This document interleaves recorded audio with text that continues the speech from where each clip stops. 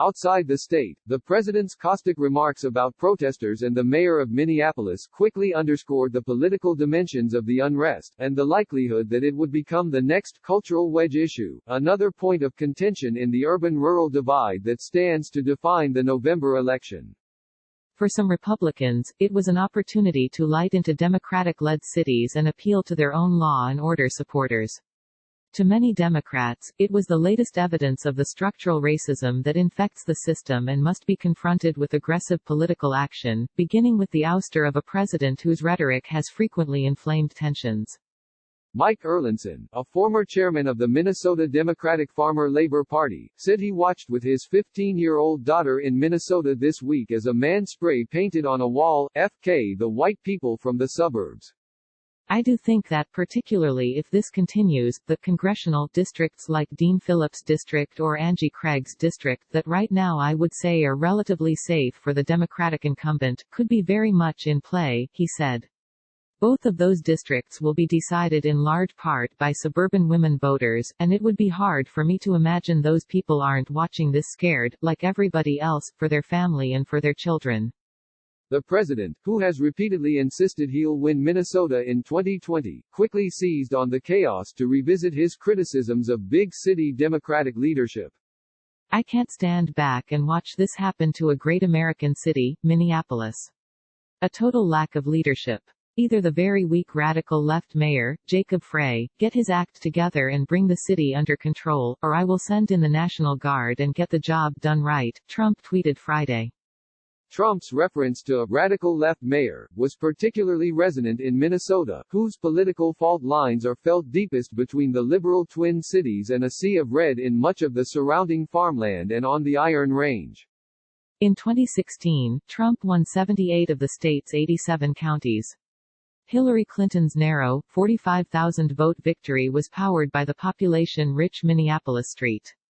Paul area. Javier Murillo, a Democratic strategist and former president of the Service Employees International Union Local 26, let out a groan Friday in response to Trump's remarks.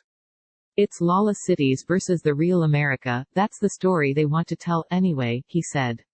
So that's the dangerous territory. That's the story they tell every election cycle in Minnesota, and frankly, that's the story that almost won Minnesota for Trump 4 years ago, by building up turnout in the rest of the state, and our urban turnout being depressed. He said, that's the political danger. Minnesota is not critical to Trump's re-election prospects. But it is one of the few offensive opportunities he has to win a state he lost in 2016, and he has invested heavily there.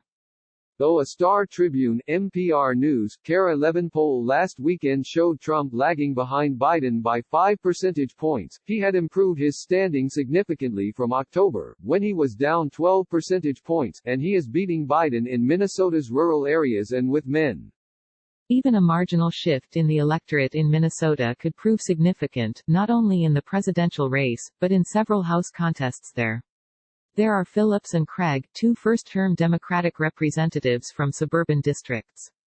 But in rural, western Minnesota, House Agriculture Chairman Colin Peterson, a Democrat, is attempting to hang on to a seat that has become increasingly conservative in recent years. Every county in his district voted for Trump, many by landslide margins.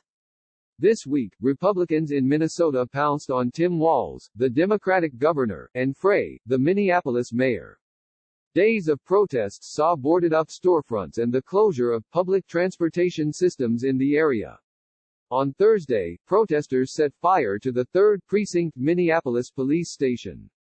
Jennifer Carnahan, chairwoman of the Minnesota Republican Party, said on Twitter that Walz and Frey had failed us all.